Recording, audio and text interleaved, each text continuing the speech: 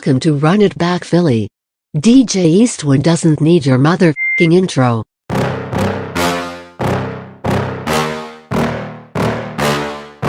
Yeah. Please tell me that I can't, that I won't, that I fail, that I'll never make it out, yeah. Please tell me all the bad, never good, fill my head full of every single doubt, yeah. Please say any negative thoughts, I pop off when I hear people say I cannot. I get off to the thought of proving everyone wrong, I won't stop to the top. So Ladies and gentlemen, Joel Embiid returns. Let me just start there. Joel Embiid is quite possibly the most dedicated, resilient, just focused athlete that I have ever seen play in Philadelphia. I can't put him above Iverson yet because AI, first of all, was 5'10". All right, that dude had the biggest heart out of any human being I've ever witnessed. But the fact that Joel Embiid has a torn ligament in his thumb, finishes the Toronto Raptors with the torn ligament, catches a elbow up by 29 points in the face, breaks his face, wakes up probably looking like the dude on the Goonies. You know what I'm saying? I don't know if you kids get that reference. Is out for 6 days, misses game 1 and 2. He could have been out the whole series. He could have booked his flight to Cancun. He could have said, we're down 0-2. If I get hit in the face, it's going to hurt so bad. I might damage my eyesight.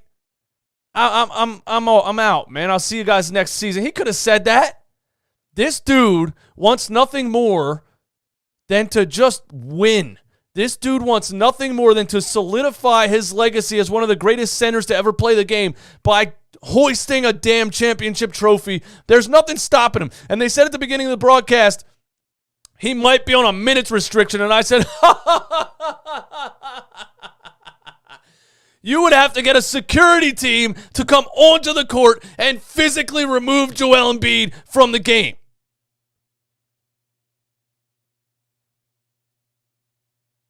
The dude just wants to win.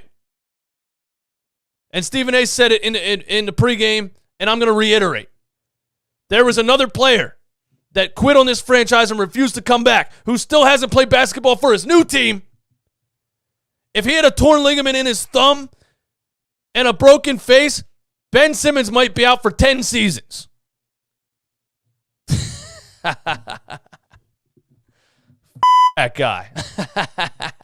Higher money, thanks for the support. Joel owned Bam. They couldn't stop him, and he's hurt. Woo!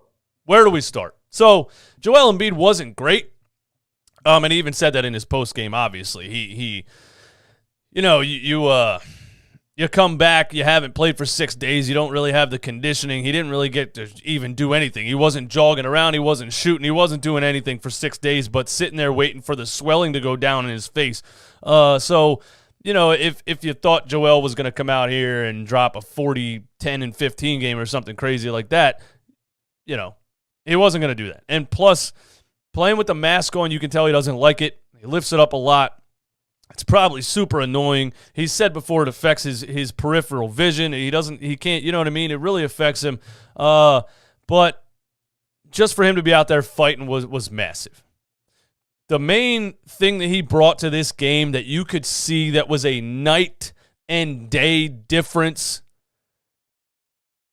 from somebody like a DeAndre Jordan was his defensive impact. I mean, the Miami Heat got whatever they wanted in game 1 and 2 offensively against DeAndre Jordan. Like we said, game 1, we were a minus 12 in the first 4 minutes. Joel Embiid comes in game 3, and it is an entirely different story.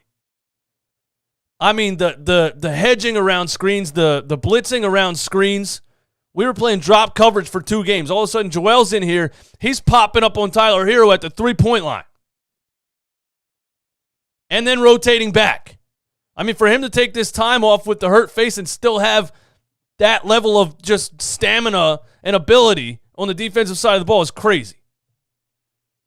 And I've said it for 2 seasons now, and I'll say it again. The reason Joel Embiid is the most valuable player in the NBA is because of his impact on offense and defense. His impact offensively and defensively are both elite. The only other argument is Giannis Antetokounmpo. The other guy has an impact offensively and is a negative on the defensive side of the ball. That's not an MVP to me. Joel Embiid changes the game, and if this didn't show you that, then you're blind. If this game didn't show you how much Joel Embiid impacts a game, then you're blind. Sean Quigg, man, member for 4 months, a broken face, torn ligament in his thumb, playing his ass off, and the other guy was so sad it made his back hurt and quit on the team in 1 season. Yeah. The guy's just incredible, man. I mean, he's incredible. What did he finish with, man? What did Embiid even finish with? He finished with 18 points, 11 rebounds, a +8, a block, a steal. But even the stat sheet really isn't even going to show exactly how much he impacted the game. He's just so valuable, it's insane. Without Joel Embiid, we could spend our time, and I did spend my time, sitting here yelling about Doc Rivers, sitting here yelling about who you should play instead of who. But realistically, I still know that without Joel Embiid, we're probably not winning the series. So we go down 0-2. We feel like if he doesn't come back, our season's done. Damn it, he comes back. And now they're just, the hope has been restored. We hold the Miami Heat to 79 points. They shot horribly from the field. They shot 23% from 3. We shot 48%. And I've been saying that a lot about this team. The Sixers' lack of creation on the perimeter and general just athleticism, we live and die by making shots. Obviously, Joel Embiid on the floor draws a lot more attention defensively, and we get a lot more wide open threes. Danny Green was massive in this game. Danny Green was locked in. I hardly saw him miss. I hardly saw the dude miss. 7 for 9. Plus 17. 7 for 9 from 3.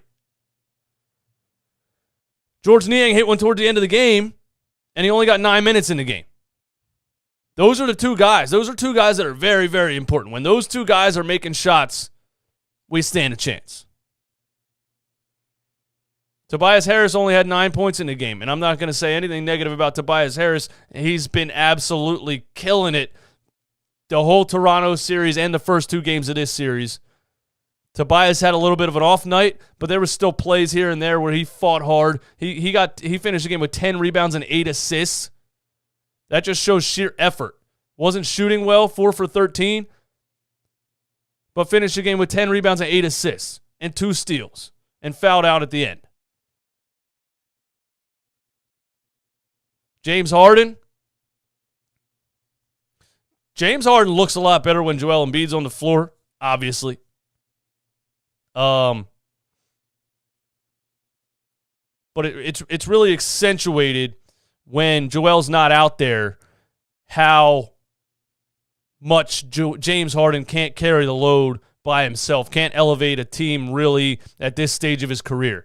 He can play a perfect point guard role with Joel Embiid on the floor like he did tonight. But he's not going to give you a 50-point triple-double and lead you to victory.